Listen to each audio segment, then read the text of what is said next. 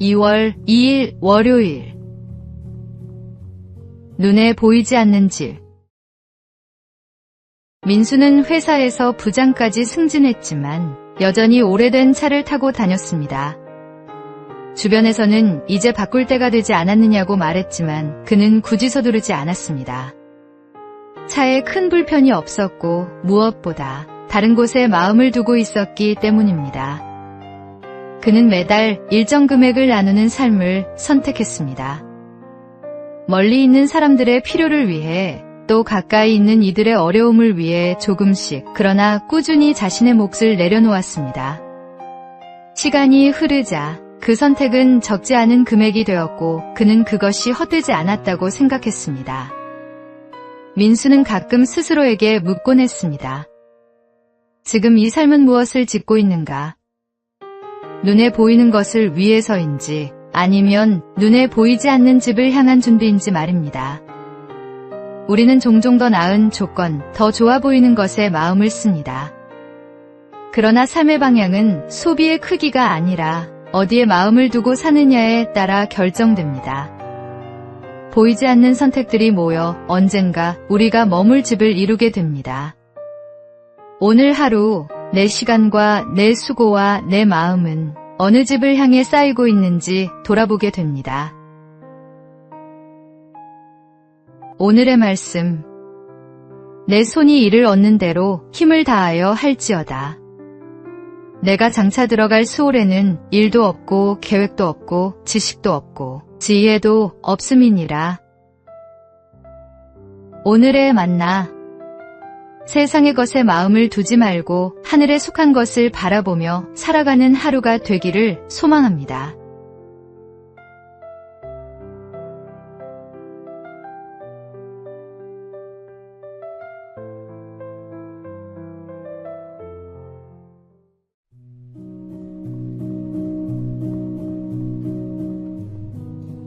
(2월 3일) 화요일.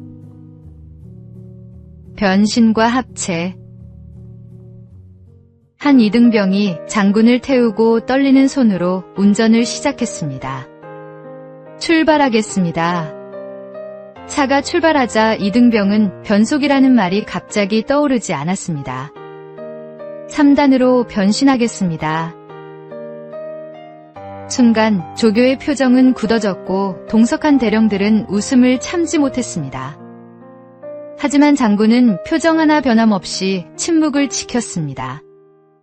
긴 시간이 지나 목적지에 도착했습니다. 장군이 운전병을 불러 조용히 물었습니다. 자네, 합체는 언제 하나? 우스운 대화지만 그 안에는 깊은 지혜가 담겨 있습니다. 장군은 부하의 실수를 공개적으로 지적하거나 망신 주지 않았습니다. 오히려 유머로 긴장을 풀어주며 따뜻하게 감싸 안았습니다.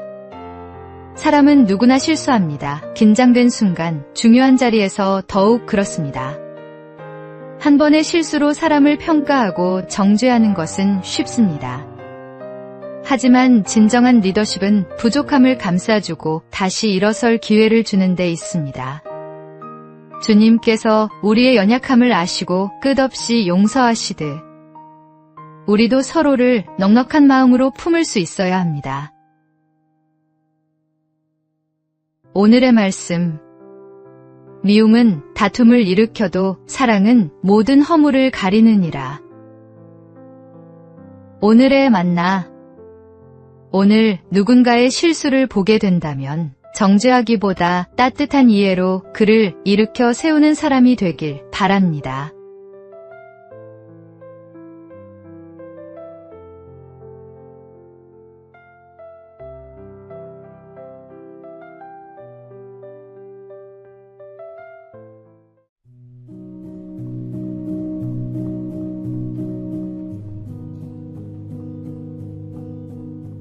(2월 4일) 수요일.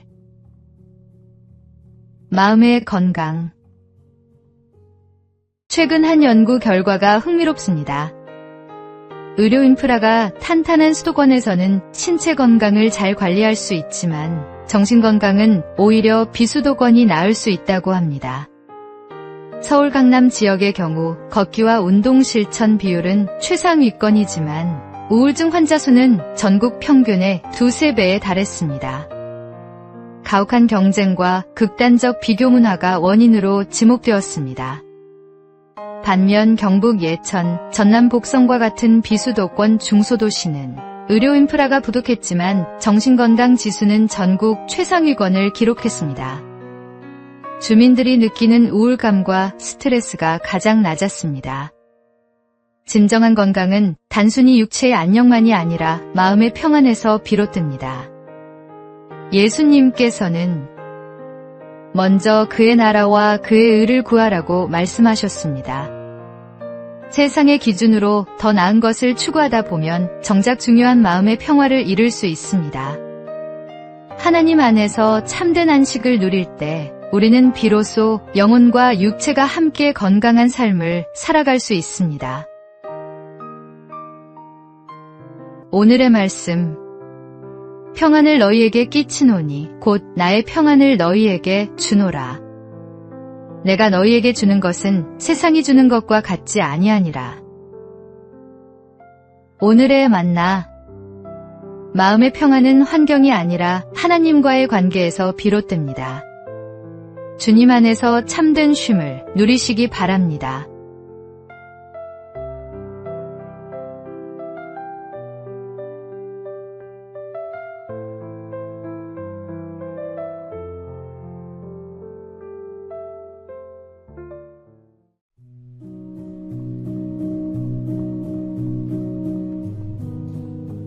(2월 5일) 목요일. 예상하지 못한 화살. 한쪽 문밖에 없는 암사슴이 바다 근처에서 풀을 뜯고 있었습니다. 사슴은 늘 공격받을 위험을 줄이기 위해 육지 쪽을 향해 시선을 고정하고 있었습니다. 사냥꾼들이 다가올 수 있는 방향이었기 때문입니다.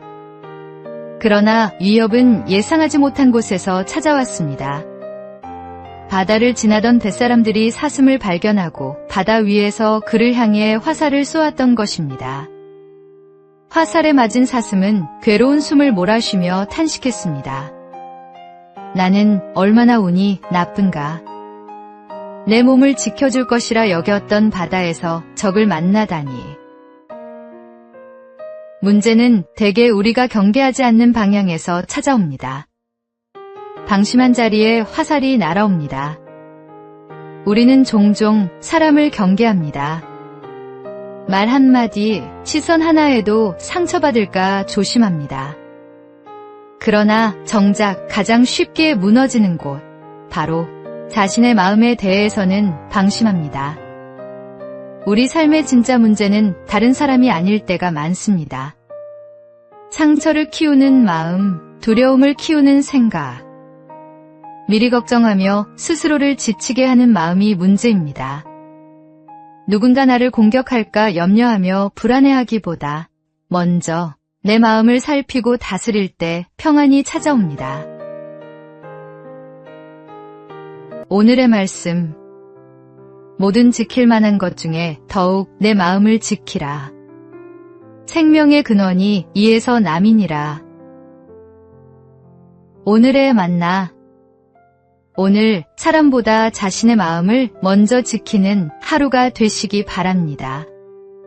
주님과 함께라면 두려울 것이 없습니다.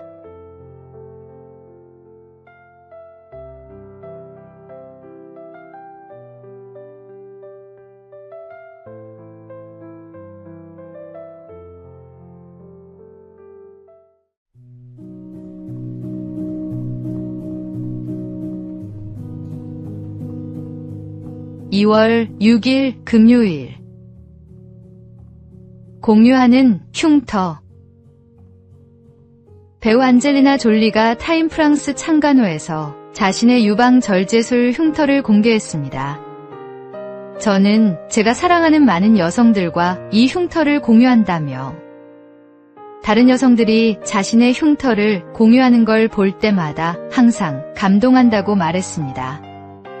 졸리는 2013년 암 예방을 위해 양쪽 유방 절제술을 받았고 2015년에는 양쪽 난소 절제술까지 받았습니다. 그는 유방암 환자 역할을 맡은 영화와 관련해 이렇게 말했습니다.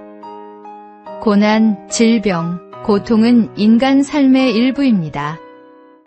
하지만 중요한 것은 그것들을 어떻게 맞서는가입니다.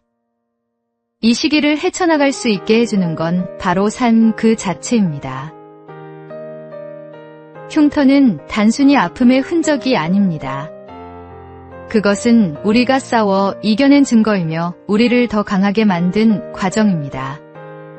사도 바울도 내게 능력 주시는 자 안에서 내가 모든 것을 할 수 있느니라고 고백했습니다. 우리 각자에게는 보이는 흉터든 보이지 않는 흉터든 삶의 상처가 있습니다. 그러나 그 흉터를 숨기지 않고 나눌 수 있는 용기가 있을 때 우리는 같은 아픔을 겪는 이들에게 희망이 됩니다. 오늘의 말씀, 내 은혜가 내게 족하도다. 이는 내 능력이 약한 데서 온전하여짐이라. 오늘의 만나, 당신의 흉터는 약함의 표시가 아닌 강함의 증거입니다. 주님께서 함께 하시기에 모든 것을 이겨낼 수 있습니다.